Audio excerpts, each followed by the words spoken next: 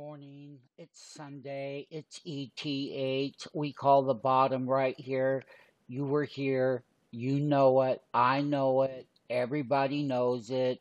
We have higher highs coming. We're at a major resistance level right now on ETH remains our number one pick in the crypto world. And we're going to come up here. We're going to break through it. We're going to come up to 28.75. We see ETH over the next 90 days going back up to 3,100 and higher. ETH is definitely in a consolidation with a breakout.